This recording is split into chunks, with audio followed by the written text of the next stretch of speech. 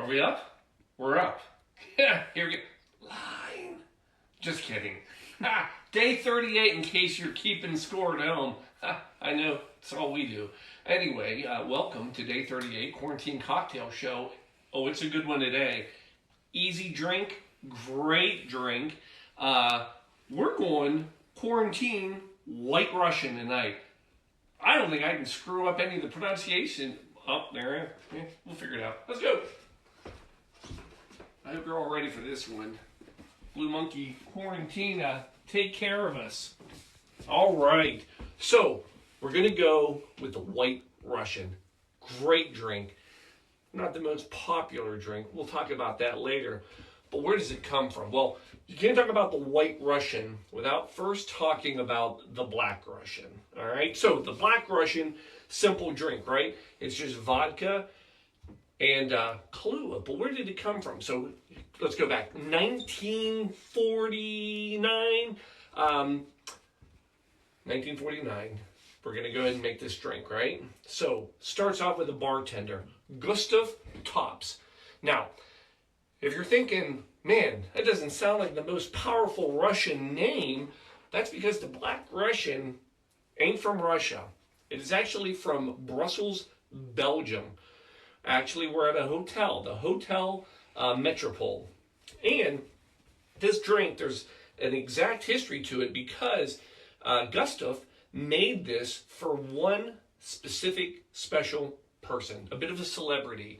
It was a U.S. ambassador. It's actually the U.S. ambassador to Luxembourg. And that U.S. ambassador was named Pearl Mesta.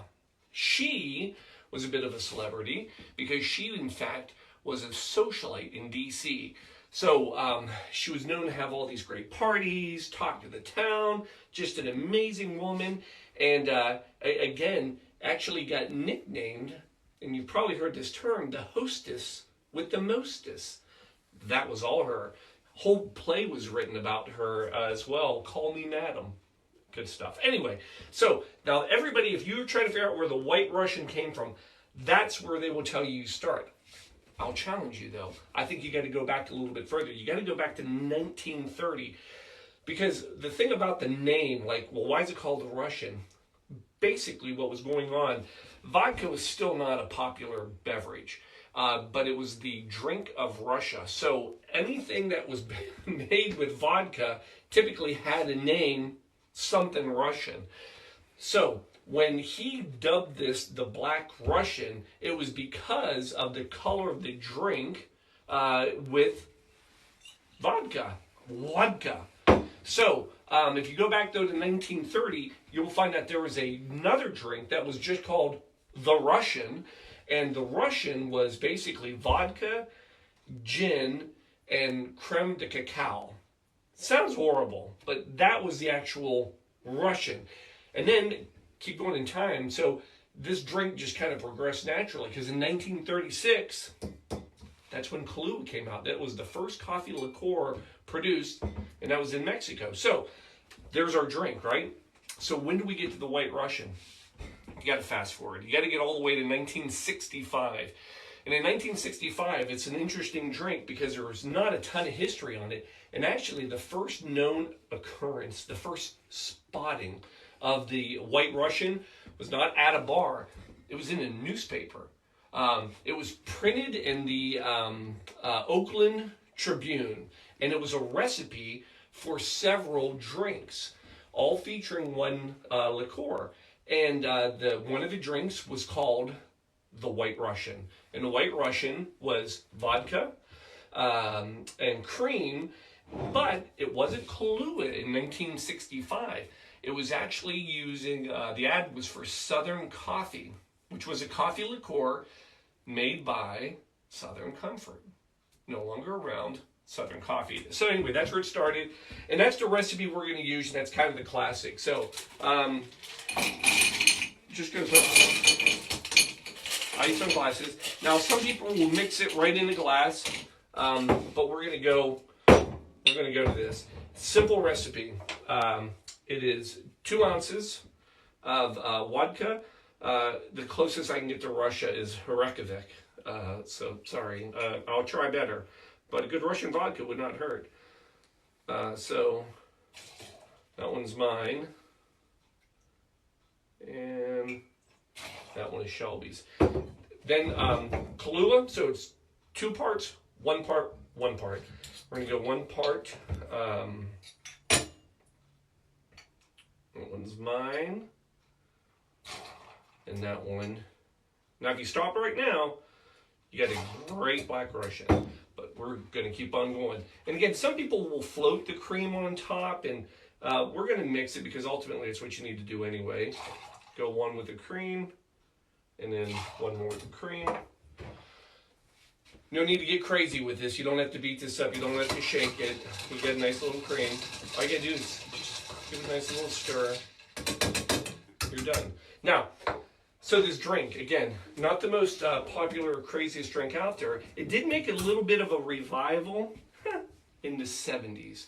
The 70s were kind of a little bit of a disco era, and this was actually a very popular drink. A lot of advertising for this drink.